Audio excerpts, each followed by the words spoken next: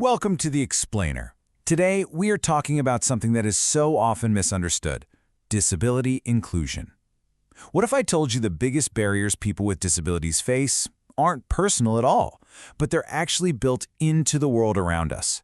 We're going to explore a huge shift in thinking and the real practical steps that can unlock talent and opportunity for absolutely everyone. So let's start with this idea from the International Labor Organization. It's our real jumping-off point. It basically says the goal isn't to fix anyone, it's to see disability as just a natural, normal part of the human experience. You know, that one simple shift changes the entire conversation. It moves it away from what someone can't do to just another kind of human different. Okay, this is so important to get. The disability isn't the person's condition. It's created when the environment, the world around them, fails to accommodate them. Just think about it for a second. A wheelchair user isn't disabled by their inability to walk. They're disabled by a building that only has stairs. A deaf colleague isn't disabled by their ears, but by a meeting without a sign language interpreter. See? The problem isn't the person, it's the barrier. So if the barriers are the problem, where do they even come from? Well, a lot of the time, they're not made of bricks and mortar. They're built out of myths and plain old misconceptions.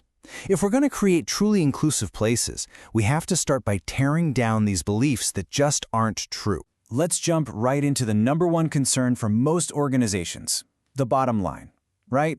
There's this huge fear that being inclusive is going to come with a massive price tag and take a big hit on productivity. But what do the facts actually say? Well, the reality completely debunks that fear. The data shows that most accommodations, we're talking things like a different kind of keyboard or maybe flexible hours, are either super low cost or cost nothing at all. And what about performance? Well, when people are put in the right roles for their skills, studies find their productivity is right on par with, and sometimes even better than, their colleagues. All right, so if cost and performance are just myths, what's the next big hurdle people worry about? It's usually fear around reliability and safety. There's this idea that just won't go away, that hiring someone with a disability means you're going to have more accidents and more sick days. So let's check the facts on that. And here we go again. What people think happens is completely different from what actually happens. Study after study shows that employees with disabilities have fantastic safety records. They are not more prone to accidents. And their attendance? Just as reliable as anyone else on the team. The data points to a really committed and dependable workforce. Okay, so beyond all the logistics and spreadsheets, there's the social barrier, that fear of the unknown. Will it make the team feel weird? Will people not know what to say or do?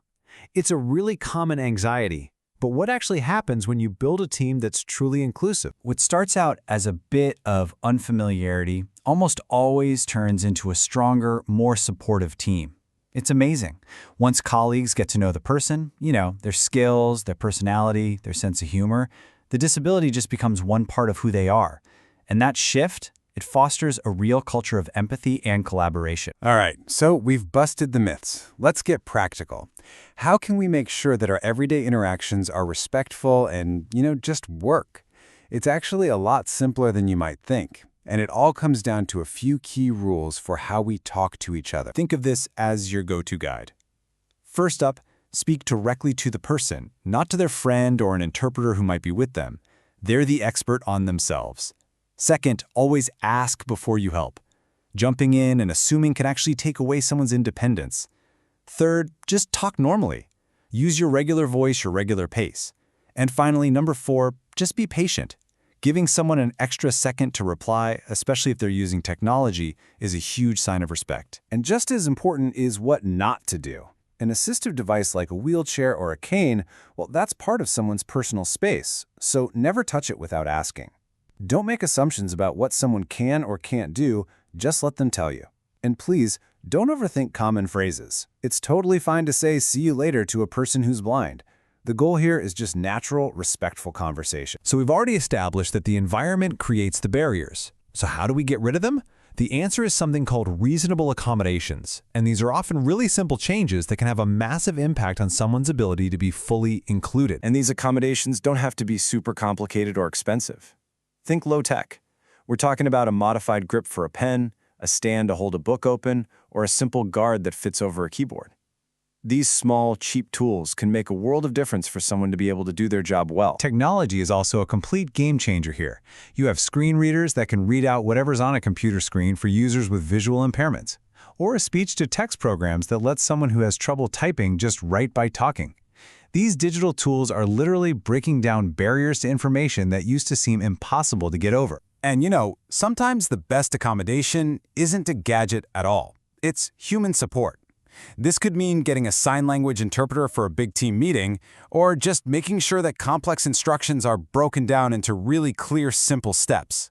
It all comes back to making sure everyone can communicate clearly. This all leads us to the most important mindset shift of all. We have got to stop seeing inclusion as some kind of charity project or a legal box to check. It's about opportunity. It's about recognizing and unlocking a huge pool of talent that for way too long has been completely overlooked. This says it all, doesn't it? Hiring people with disabilities is not charity. It's smart business. You are hiring a qualified person for a job that they are going to be great at, someone who's going to help you reach your goals and add to your culture. It's a value-for-value transaction, not a favor. The strategic advantages are just crystal clear.